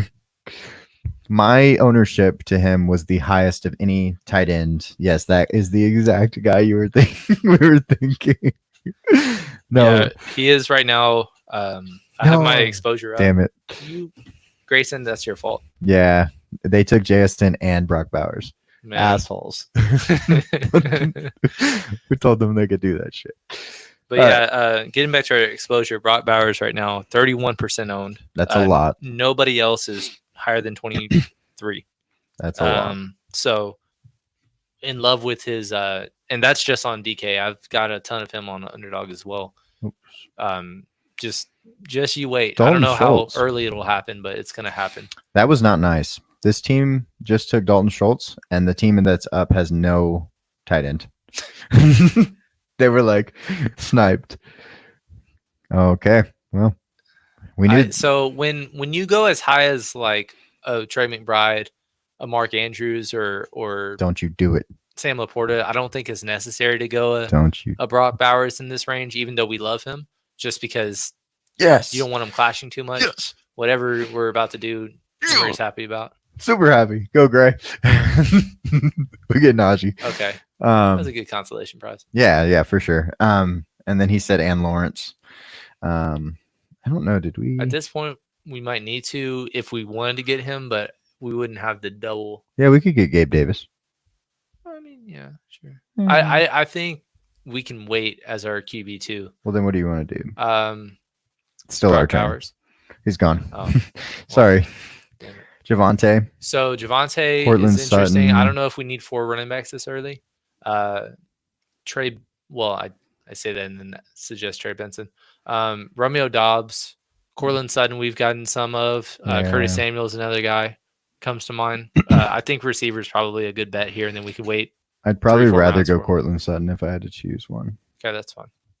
Stafford. Yeah, Stafford's in the 130s, I think. So yeah, his option. ADP is pretty low. The only problem is his only 2, I guess technically 3 stackable parts with Kyron.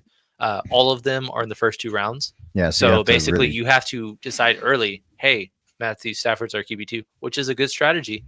I feel a lot better about him if I had a top 5 quarterback than if I went like a Joe Burrow or Dak or Kyler. Having a QB2 is one of those guys. Yeah. Usually, I like to double up on that tier, in the tier 2, and then or a tier 1 quarterback, and then you could get a tier 3 as a QB2 and be fine. Other than that, you might have to go a 3 quarterback build, which is normally what we don't love to do, even though we've gotten a ton of Justin Fields because he has upside if he is the starter. Right. And Steiger, you said Sutton is solid. We completely agree. He is the lowest number 1 on his team being drafted.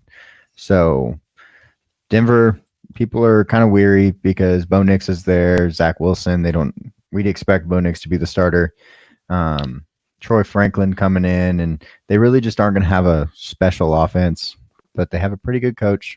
They have a guy that fits the system really well. And, Cortland Sutton is the red zone threat, and we'd expect him to probably end up with the most touchdowns on the team coming out of the receivers. So. Yeah, and it's interesting because I look at the redraft, and I'm looking at ESPN and Yahoo. He's 42 on both. That's probably too rich for us. He's right at 44 for us, but he's wide receiver 51, 52 in these best balls. And again, that's surprising that a wide receiver 1 is that low.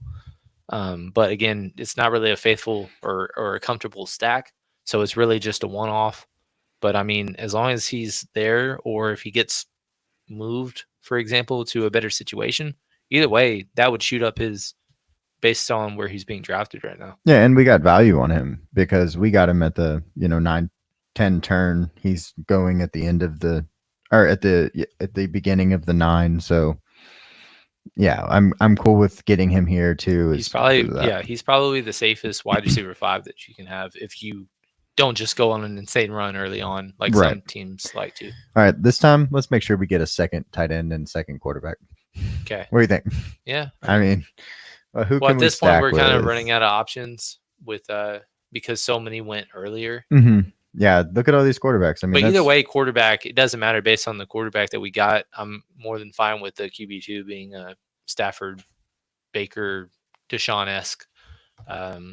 I have to look back again on our receivers that we went with to see who we could potentially stack with. I'm going to ignore you, Steiger, on that one. I'm going to be honest.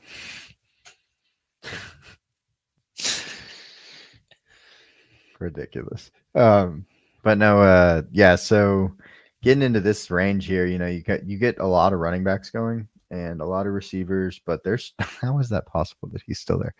Um, okay, whatever. So guys in this range, that we look at, I'm not even gonna say any of them. I feel like they're all gonna just fall off the board. But 116 there, 123 on the board, 125, 128. All those guys are guys we're targeting. Herbert's a guy we could get it to as the second, and then get his stack with Quentin Johnston. Yeah. Can we? It's 144. I No. think that's right. That's by 12. So that would be our pick. Oh, that would for be our Quinn pick. falling. Sorry. Yeah. And then another option that I'm thinking of is like Jerry Judy and Jerome Ford, and then waiting for a Deshaun is another idea as well. Except for Jerome just went. Okay. Well, there goes that dream. No, pipe dreams. That sad dream. Give me mod status and I'll kick him. Sorry, you're a bot. So with last pick was Brian. Tight end again is tough as our tight end too. Really, we like Cole Kmet, but he's the same buy as Jake Ferguson, so it doesn't make sense as a tight end two on this roster. Luke Musgrave is probably the last guy of the tight end two range, and it's too early for him now, and I doubt that he comes back around. Yeah. But either way, we can do a 3 tight end build again. Do you think this guy, because he got Josh Palmer, is going to go? No, just kidding. Okay. Yeah, why would he do something logical? No, yeah. I think that the best options here, Herbert and then Chase Brown. Okay. You don't hate it? No, that's fine. Okay. We can do that. Let's see. Who else is on there? Yeah, definitely Chase Brown was he's the last of that next tier of running backs. And then quarterback, I was really open to many of these guys. Mm-hmm. So if we can get a stack somewhere, that'd be fun. But if not, it is what it is. So Herbert and then Chase Brown, and then we're going to try to get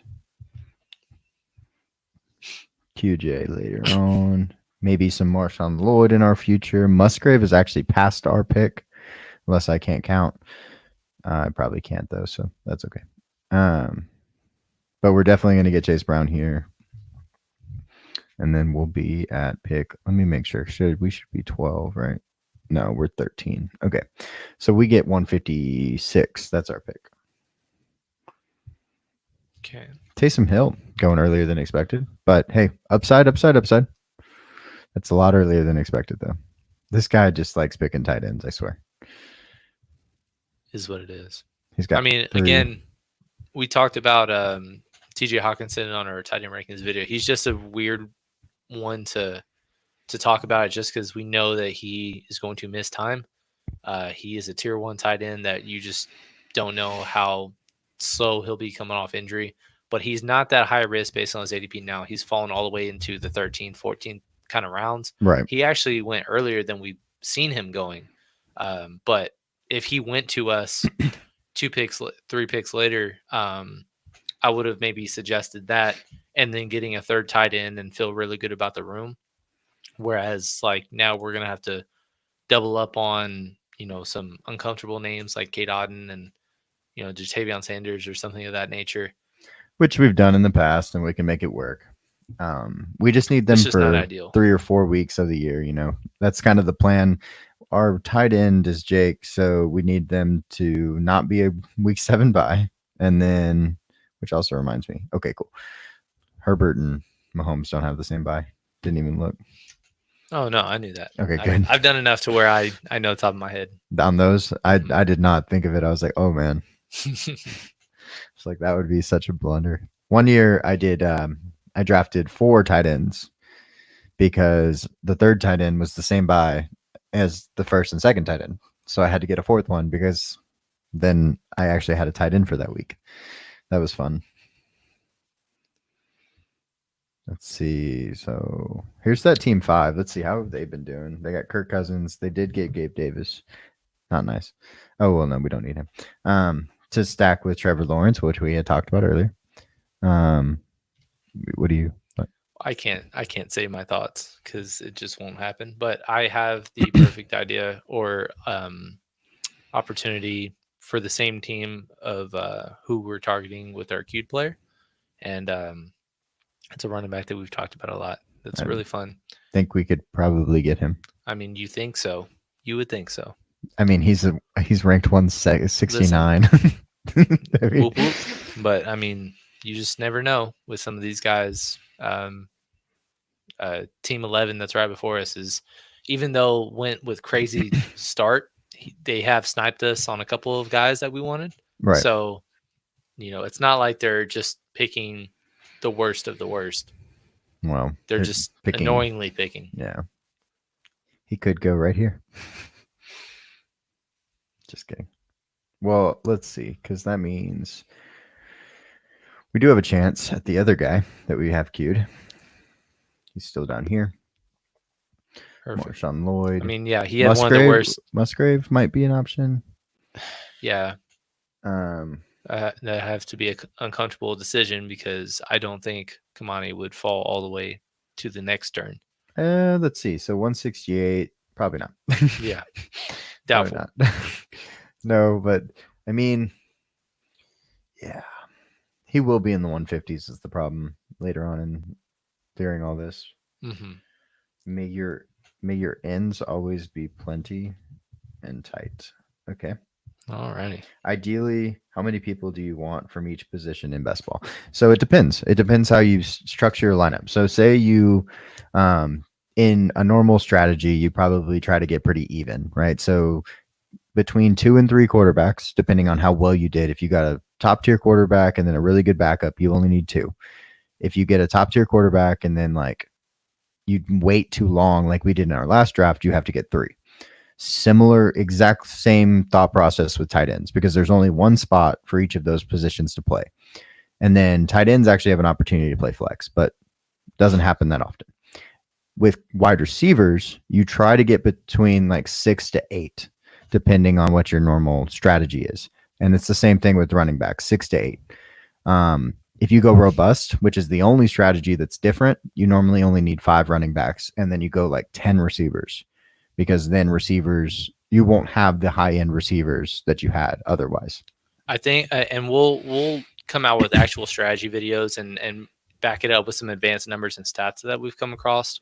But I think the most optimal situation is going 5 receivers in your first 8 picks, and then 7 total, and then building your team with basically 5 players between quarterback and tight end. Mm-hmm. So triple, or not triple, but going 3 on one position, 2 on the other, and then the rest being running backs. And then also, if you go 0 RB, that determines how many that you got to target. Because if you don't draft one until the 7th round, then you probably got to go 8. But if you went double early, like the Derrick Henry and Saquon build, then they probably can get away with about 5 or 6. So we're at pick 156, and Jerry Jeudy's still on the board.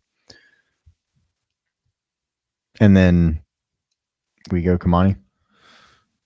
So Kamani for sure. I'm not gonna. And then it's fine. Yeah, we're gonna have to go Kamani our second one. Okay. It's a bummer, but it's okay. We were very close to getting Quentin. Yeah, that 10th pick also, there's been a few that they're sniping us. Sniped us as well. But yeah, so at this point, we're going to have to go through tight ends because really there's about 15 to 16 guys that I'd be comfortable with in a 2 tight end set. Essentially, there's 11 guys to me that are legitimate tight end ones on your team. If you can get 2 of them, you are set. If you don't, and the next tier, which is, the Goddard, Hawkinson, Cole Kmet, Luke Musgrave range, if you went with one of those, I hope that you went with Sam Laporta, Travis Kelce, Mark Andrews, or whoever you think Dalton can be Kincaid. tight end 1 overall. Then you can maybe get away with 2 tight ends. If you don't get 2 of those, then you're probably going to have to go 3, which is what we're going to need to do. Just fine. And it's going to be a rough one. But I'm comfortable with Jake Ferguson, like I said earlier, and he could take even more of a step up than he did last year. He is the number 2 in the Cowboys offense. Like he is the number 2. So could take that step forward. I'm sure all the Cowboys fans in the chat like hearing that. Could be a top 5 tight end at the end of the day. There's so much value with the Cowboys coming off at 31 points a game. Really, CD is a top 2 pick. And then after that, you can get Dak in the 7th. You can get Cooks in the 10th. Jalen Tolbert, if you believe, can take the snaps that Michael Gallup is giving him and dropping him down. If he can get 600 yards, he's going in the 18th, 19th round. Jake Ferguson's going basically at the same turn with Dak Prescott.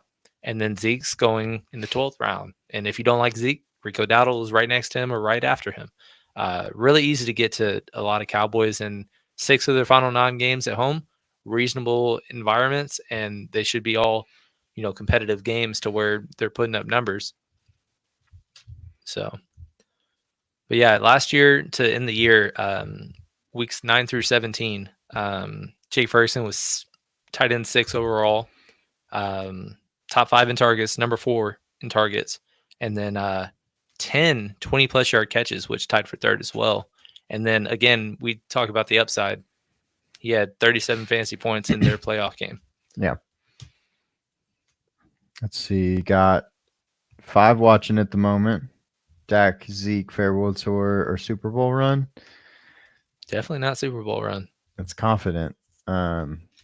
Stay tuned. Okay, we'll see. To me, the Cowboys are the easiest team, or one of the easiest teams to predict how their schedule goes. They will go. They will win 10 or 11 games, be the 5th or 6th seed, and depending on who was the 3 or 4 seed, get bounced in round 1.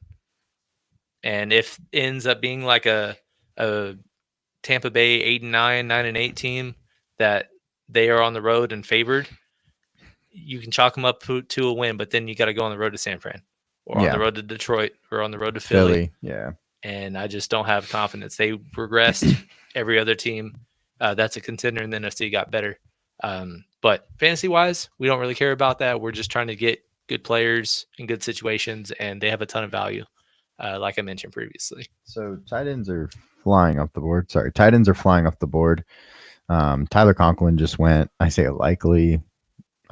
Those are surprising names this early for sure. Zach Charbonnet goes. So we went 5 running backs. So we'll probably be solid until the Braylon Allen, Audric Estime, Roshan Johnson range. Braylon Allen is gone. So way up here. Interesting. Yeah. Surprised by the 13th? 13th round. 13th pick 6. Yeah. That's the earliest I've seen him go, which I don't think he'll ever, consistently go there, just because Breece Hall is the clear-cut one. There is no 1A, 1B. Mm-hmm. He's one of the few that will get 25 touches until he gets hurt. So those other guys like Chuba Hubbard, Marshawn Lloyd are guys that can at least have a small role that could vulture a touchdown or 2. I just don't see Braylon Allen having significant touches until Breece Hall gets hurt, which is possible. He's running. But we got a lot of him in the 20th round before he went viral for being a absolute monster. Which he was already a monster, guys. You just had to look. Mm-hmm. I mean, he's not even 20 years old yet. Since we first started this podcast in February. He's been a heavy name of discussion, just because he's been young. He's went to a running back factory in Wisconsin. So he doesn't have a lot of tread on his tires. Everybody's going tight end, so that's always fun. So we're gonna have to go tight end probably with at least one of our picks. But Xavier Legette's still on the board. I don't know how. Me neither. So that would be our wide receiver 7 or 6? 7. 7? Okay, so with that being said, I don't think we need any more after that. If we go Legette, then we will be set on receiver, and then we can just basically fill out the pick tight end the rest of the draft, because we're done quarterback. Running back wise, maybe 1 to 2 more, but I feel very comfortable with Etienne and White. Yeah, I agree. Maybe Madison as a last round handcuff. We also have Chase Brown, Kamani Vidal, Najee Harris. I mean, I really like our running back room. Mm-hmm. We could probably get away with going 6. So, but yeah, we're up. I don't even know that we're gonna have to though. Looking at the tight ends, these are the ones we have to pick from. We're gonna have to probably take one here because we wait 22 picks before we go again. I guess Jonnu Smith. I agree. It's gross. We might have to go 4 tight ends. That's how tough this situation is. I don't know about that. That would be Because we can get Jatavian Sanders. When is Johnny's bye week? Miami. He's week 6. Week 6. Okay. So we're good. Because y'all are week 7. Yeah, we're week 7. Carolina's week 11. I'm okay with that. I don't feel good about it, but it's if we win millions of dollars, we're not going to have 4 tight ends on our team, right? probably not. Okay. It's kind of where I'm Yeah, at on that. I guess. But I mean, if we're down a receiver and really we're just picking running back and tight end, like how many running backs are we really going to go if we like a running back room as much as we do? Are we going to go 3 running backs? I mean, Because we're not going quarterback there's just again. so much more upside at other positions other than tight end at this point. You know, that's the problem is you could make narrative. Oh my gosh, what are we doing? Chase Claypool. All right. It's your fault What?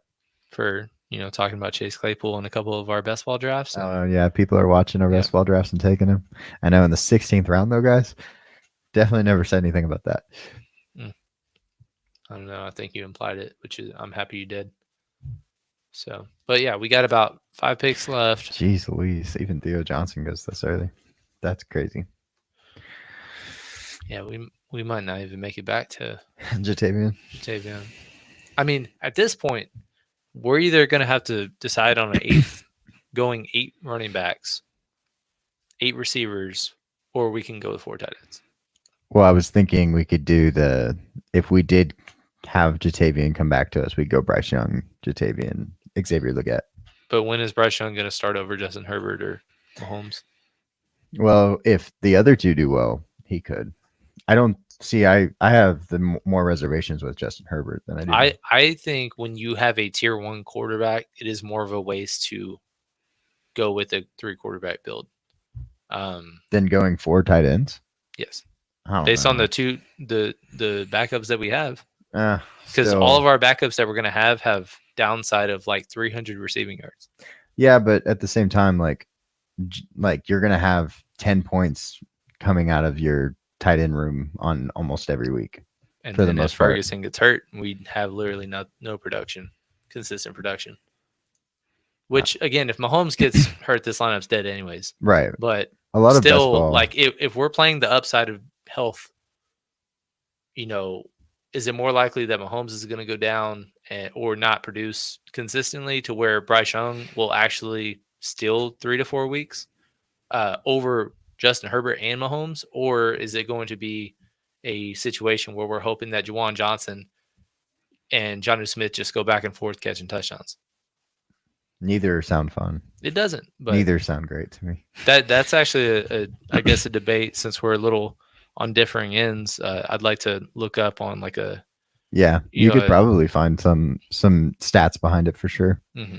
But I think considering tight end is such a lower scoring position, yes, you could probably have the situation where it's worth going tight end and hoping for touchdowns. But I just don't know. We need 4 of them.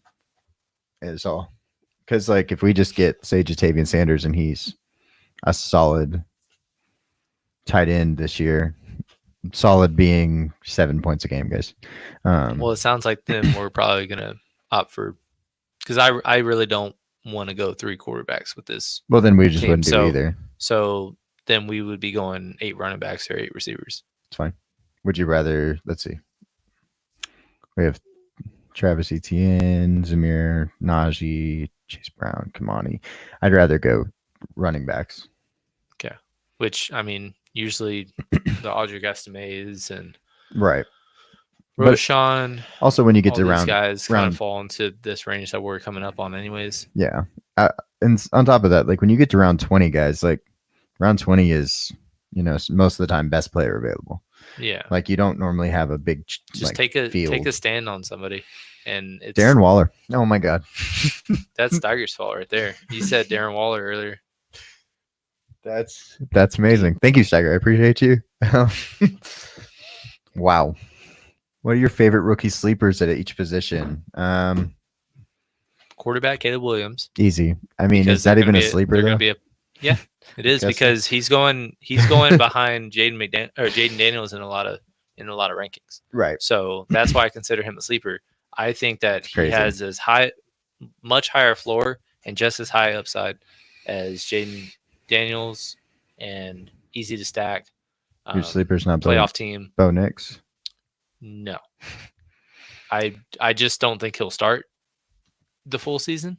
And JJ McCarthy is undraftable in these kinds of drafts or any draft really, because he won't start for half the season minimum. You know, anyways, but those aren't the important ones because we're gonna all get elite quarterbacks, right? So running back is the important one. Kamani Kamani. Vidal is the biggest sleeper that you can find right now. Audric Estime, last man in, he's our most exposed player because he's the 20th round pick, and Jaleel McLaughlin, a scat back, is going before him. I put Jatavian Sanders in because we're gonna have to take him with one of our picks, unless you want Jawan Johnson, who just is injured. And then you have Bucky Irving, Roshan. It's kind of where we're at. I think back-to-back Longhorns. So Roshan it is. Yeah, why not? But yeah, so Kamani Vidal, like I said, top running back value. We also really like Jonathan Brooks. He is the earliest running back that's going. Trey Benson, I think, has late season winning upside, but he just has a somebody that he's got to overtake in his backfield. Receiver wise, there's honestly not great value at receiver because Jermaine Burton. Okay, but usually when people think rookie receiver, they're thinking not one of the first, like outside of the top 20. No, I know. Off the board. But again, both Neighbors and Marvin Harrison Jr. are going earlier than we've ever seen a rookie go. And then after that, the Lad McConkey never had 1,000 yards in the season. He's going in the top 70. Brian Thomas Jr. is in a 80s. Keon Coleman, 80s. 60s. Keon Coleman. Like, it's uncomfortable for all of them. Xavier Worthy's really uncomfortable. We just had to stack him with Mahomes. Right. But he's probably 20 picks too early for us. And we had to reach on him. Really, after that kind of tier, it falls all the way to like Xavier Legette. He's kind of standing alone by himself. Yeah. And then there's a range of Jermaine Burton, Roman Wilson, Ricky Pearsall, Jalen Polk. Yeah. And all of them are just uncomfortable, either bad teams.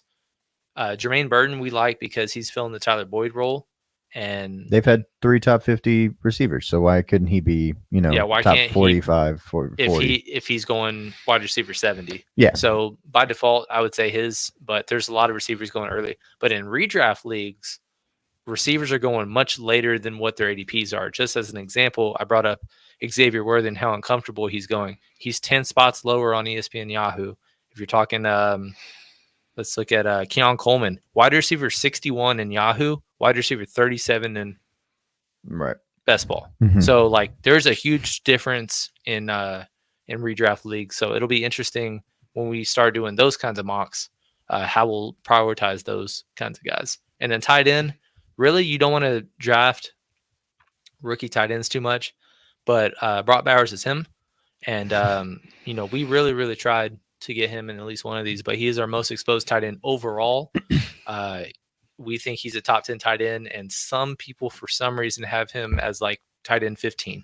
And that's just a huge, huge mistake when he is literally a guy that they will do tight end rounds on a routine basis, based on just watch some highlights of him and then just know that that's going to happen for about 8 to 10 years at the position. Okay, so Steiger asked, what do y'all think the most important position in fantasy football is? I'm going to let you answer that first, and then I'll go, because I think I already have my answer, but I want to see what you have to say. That's a good question. So in this style of draft, I would say receiver, because you can start up to 4. It's PPR. The 100-yard receiving bonus is a lot easier to achieve than a 100-yard rushing bonus. There's upside, there's floors, there's all of that.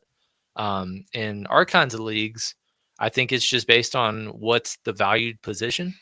And because running backs have kind of been at a discount, there's just a lot of guys that are RB1 caliber that you can get in the 4th and 5th round. So, I would say when you can get Travis Etienne in the 5th round, really nice when you only have to start 2 receivers in your friend league. Right. But and then quarterback and tight end are fun, but really if you get there's like 12 guys to choose from, and if you choose one of them, you don't have to have a backup. Yeah. And you're going to have to, if you do end up going the 2 tight end or quarterback route, there's going to be a lot of situations where they're both good matchups and you're hoping that one is, and you pick the guy that's higher projected, and then all of a sudden, the other guy gets the 4 touchdown game. And you're just going to have a lot of that, which is frustrating. But receiver, when you invest early on a receiver, he's going to be in your lineup every week.